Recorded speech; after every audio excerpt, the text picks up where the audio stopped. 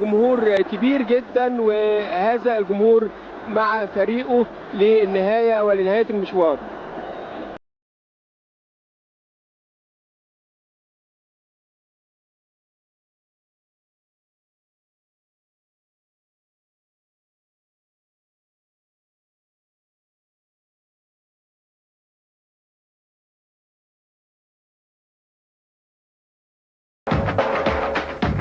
ماتش مهم جدا طبعا، لانه هيقرب الفرقه اللي هتكسب 3 بونت من الدوري بنسبه 70%. واعتقد طبعا ان هم استعدوا كويس واحنا استعدنا كويس، واحنا نتمنى التوفيق من عند ربنا ان شاء الله. يعني المباراه صعبه بالنسبه للفريقين، مستواهم الفني مرتفع. النادي الاهلي وصل لاعلى فورمه ممكنه.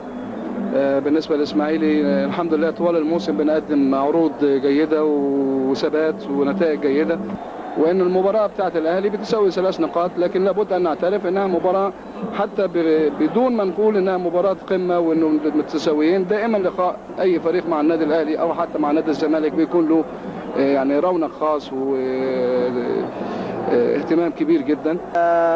اللي هيكسب فيها هيحسم البطوله بنسبه 80%، مش عايز اقول 100%. التعادل هيخلي الامور متساويه، يعني 50% و50%، والخساره هتقلل فرص اللي هيخسر. فرقه الاسماعيلي برضو فرقه جيده وعملت شغل كويس طول الموسم، وكابتن محسن مدرب كويس مع لعيبه كويسين، ونتمنى انه يكون في النهايه التوفيق حالفنا. بسم الله الرحمن الرحيم. طبعا احنا بقالنا 4 ايام مستعدين للمباراه دي جامد جدا، وهي طبعا ان هي الدوري، يعني انا على ما اظن كلاعب في الملعب يعني هي دي المباراه الدوري، اللي يكسب ياخد الدوري، لان هيبقى في 3 ماتشات، يعني مش معقوله فرقه تقع ولا احنا ولا النادي الاهلي. يعني طبعا كابتن محسن طبعا اللي لازم تحترموا الخصم، لو مين ولا مين كلهم لعيبه كويسه كلهم، وطبعا اي واحد هيلعب عليه ان شاء الله يكون موفق ان شاء الله. فتحي وتمريره حلوه ما فيهاش تسلل، تمريره حلوه يلا بيحط جول جول جول جميل جميل جميل في هجمه المرتده الاسماعيلي الى المقدمه. لا والله ده محمد فتحي اللي عملها له نموذجيه، وبركات قطع حلو قوي، وكان هادي خشب وحسام غالي بيلعب هات وخد، وهو وبلال لم بلال وحط بلال كوره جميله جميله جميله يعلن عن نفسه وبيبص الدبله كالعاده. وجودي واحقق البطولات للاهلي. كوره عرضيه وجول جميل جميل جميل جميل جميل جميل جميل. ان الكرات الثابته هيبقى ليها دور كبير قوي. جت عرضيه تروح تاني لعماره جوه المنطقه، جول يا فاروق. يا سلام على المباراه. كابتن محمد عماره، يا ترى ايه الكلام اللي اتقال لجمهور النادي الاهلي؟ اقول لجمهور النادي الاهلي ان شاء الله ربنا يكرمنا ان شاء الله. كابتن اسلام، لسه النتيجه بين الاهلي والاسماعيلي سجال. طبعا ان شاء الله الشوط الثاني تتحسم النتيجه وتحسم الدوري ان شاء الله. كابتن عمرو فهيم معانا من خلال شاشه قناه 3 والكاميرا في الملعب، لو نتكلم عن قرايه سريعه للشوط الاول والهدف.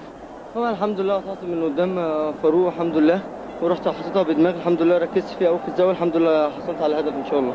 لغايه الان فاضل 45 دقيقه والمباراه لم تحسم، وشايفين المباراه طبعا مستواها عالي جدا التكتيكي والمجهود اللي مبذول بيها، والفرقتين مقفلين على بعض كويس قوي. لكن انا بقول ان لابد يبقى في حذر شويه. احنا عارفين ان بركات، وانا قلت كده يمكن في بدايه حديثي ان بركات هو اخطر واحد في لعيبه الاسماعيلي، فلو كان في التعليمات اتنفذت زي ما احنا قلنا كنا ممكن نتجنب الجول الاولاني بالذات. لكن معلش سوء توفيق، وان شاء الله يبقى في فرصه ان احنا نعوض الشوط الثاني باذن الله. هل هيكون في تركيز على بركات في الشوط الثاني تحديدا؟ هو في تركيز من بدايه المباراه. لعطيه صبر وعطيه صبر لبركات، لعطيه وضربه جزاء اسلام وعصام وجول. حطها حلوه قوي قوي قوي اسلام اسير كرسي البدلاء في الفتره اللي فاتت، وبيلعبها حلوه لبلال. يا سلام يا سلام يا بلال، اشعل حماس الملايين من الاهلاويه. احمد بلال سحب انبساط من الكل بالاجوال، واتلعبت هات وخد جميله وداخل جول منطقه وضربه جزاء في ماتش النهارده على جول. يا يا على الكوره، يا على الكوره في وقت يصعب فيه التعويض. صحيح كل حاجه جايزه، احنا في الدقيقه 42 دلوقتي بدل الطايح، لكن الفرمان دايما يبحثون عن الهجوم، وتفكيره كان هجومي وهو مغلوب. التعادل والمكسب. اسلام بيلعب، اسلام بيقدر، اسلام بيقدر يا وضربة جزاء. يا الإثارة، ده فيها طرد يا حبيبي، ده فيها طبعا فيها طرد. يا على الإثارة والموت. ضربة المعاناة وحطها جول عطية صابر. 4-4. وفعلا احبائي الكرام في هذه اللقطة بيصفر الحكم الاسباني فيكتور توريز عشان ينهي هذا اللقاء الشيق الممتع الاهلي واسماعيلي اللي تعادلوا فيه 4-4. مباراة قوية جدا وكلا الفريقين اجاد. الحمد لله رب العالمين، الحمد لله. احنا كنا نتمنى ان احنا الماتش يطلع كده علشان الناس دي كلها جمهور اهلي وجمهور اسماعيلي يعني سعادوا، الحمد لله ربنا كرمنا وقدرنا يعني احنا كنا يعني ما اعرفش مين احق بالفوز يعني، بس الماتش طلع كويس الحمد لله ربنا كريم وكرمنا وقدرنا نتعادل مع النادي الاهلي في اخر دقيقة في وسط الاف المتفرجين. انا مبسوط بحاجه اللي دي روح النادي الاهلي، وهو ده لعب النادي الاهلي لغايه اخر ثانيه. الحمد لله رب العالمين احنا بنعمل اللي علينا، وعشان كده جمهورنا مش زعلان. بس انا حاسس الحكم جاي متحمل علينا شويه يعني، ما في حاجات قرارات عكسيه كتير، وفي الاول وفي الاخر الحمد لله رب العالمين، ولسه الكره في الملعب، لسه البطوله في الملعب.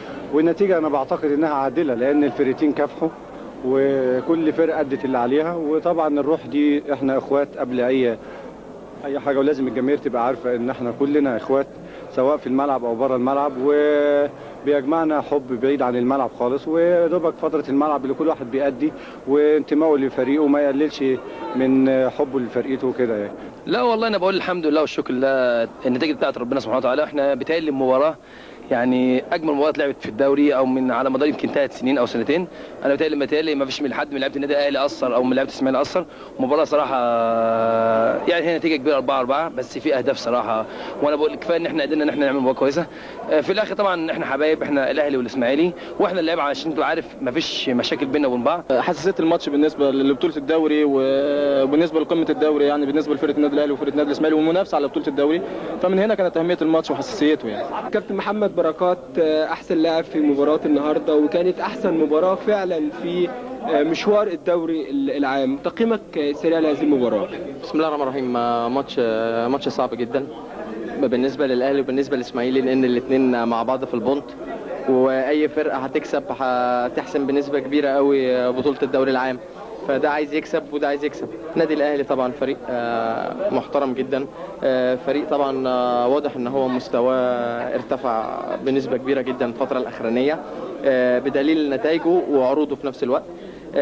واحنا كنا مقدرين كده وعارفين ان احنا هننزل نلعب فريق تقيل، بس برضه احنا كان لنا هدف من المباراه ان احنا عايزين ناخد 3 بونت. انما طبعا لو ما قدرناش نجيب ال3 بونت اعتقد ان احنا يعني كنا عايزين على الاقل ما نتغلبش، ودوت اللي حصل. كنا ممكن نكسب، كنا ممكن نتغلب، وفي الاخر اتعادلنا، واعتقد انها النتيجه كويسه والنتيجه عادله.